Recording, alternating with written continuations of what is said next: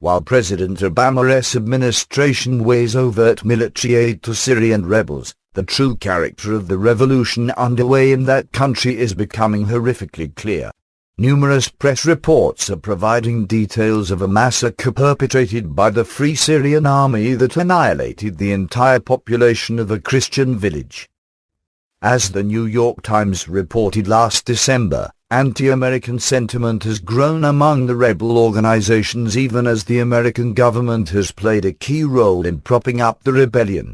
A crucial step in that support was the administration's decision to give formal recognition to rebel organizations, a step just short of recognizing them as the legitimate government of Syria. But now, those rebels Obama has vehemently supported are now proving that in Syria as in Egypt several years ago the rebels may prove worse than the tyrants they struggled to overthrow.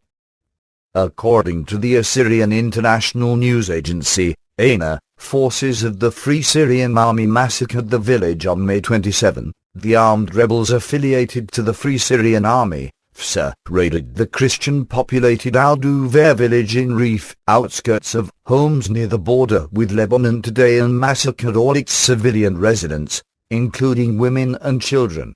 The Syrian Army, however, intervened and killed tens of terrorists during heavy clashes which are still going on in Al-Duvair village. Although the United States had opposed the involvement of the al-Qaeda-affiliated Nusra Front in the rebel coalition, it did not express such reservations in December when Obama lavished his praise on the coalition, as the New York Times reported at that time.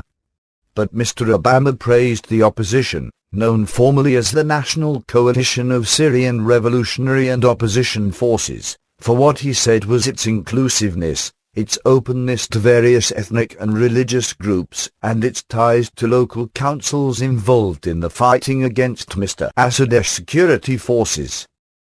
At this point we have a well-organized enough opposition coalition that is representative that we can recognize them as the legitimate representative of Syrian people, he said. The United States has played an active role behind the scenes in shaping the opposition, insisting that it be broadened and made more inclusive. But until Mr. Obama's announcement, the United States had held off on formally recognizing the opposition, asserting that it wanted to use the law of recognition to encourage the rebel leaders to flesh out their political structure and fill important posts. Now Obama's inclusive opposition has allegedly slaughtered the entire population of Al-Duvair, which is the type of crime that the US president has previously purported was sufficient reason for the people of Syria to rise up and overthrow their government. And the massacre is hardly an isolated incident. For example, only several weeks ago, rebels attacked the St. Elijah Orthodoxy Monastery. As Voice of Russia reported on May 12, the militants ransacked the cloister, destroyed the sanctuary, blew up the belfry and tore down the statue of Saint Prophet Elijah, who is equally revered in Syria by both Christians and Muslims, Syria's SANA news agency reports, quoting the head of the monastery, Hegemon Ghadir Ibrahim.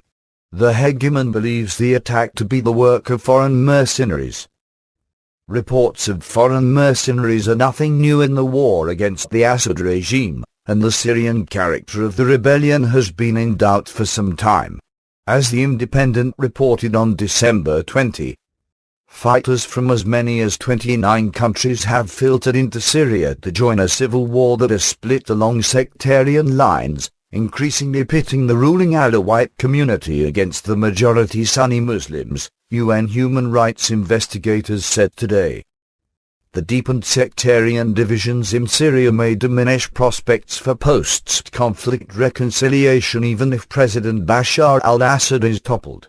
And the influx of foreign fighters raises the risk of the war spilling into neighboring countries.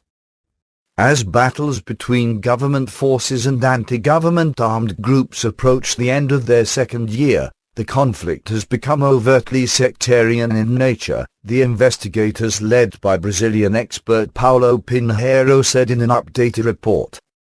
Most of the foreign fighters slipping into Syria to join rebel groups or fight alongside them are Sunnis from other countries in the Middle East and North Africa, the UN investigators found. They come from all over Europe and America, and especially the neighboring countries, said Miss Karen Abazade. Even as the American government has expanded its involvement in the war in Syria, the radicalization of the rebel forces has continued. While Syrian rebels perpetrate their own atrocities, Sen. John McCain, RRs, was still insisting we can identify who these people are. We can help the right people.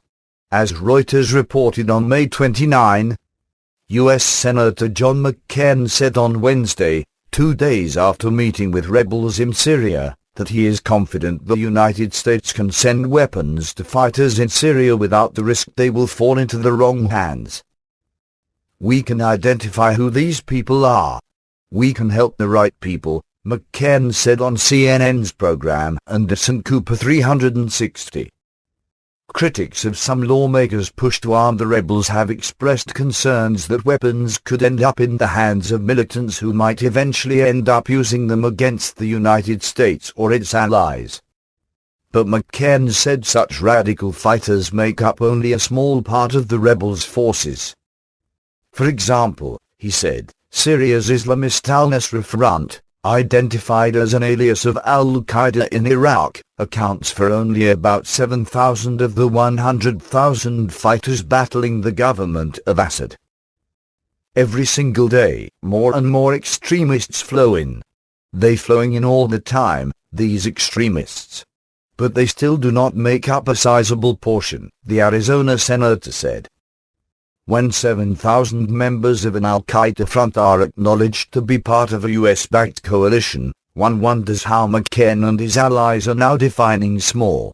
And as McCain's and Obama's purported right people are busy massacring Christians and others in an overtly sectarian war conducted by foreign mercenaries and religious fanatics, the latest phase in the perpetual war for perpetual peace has moved on to the phase where its proponents will soon, once again, be shocked by the actions of their allies.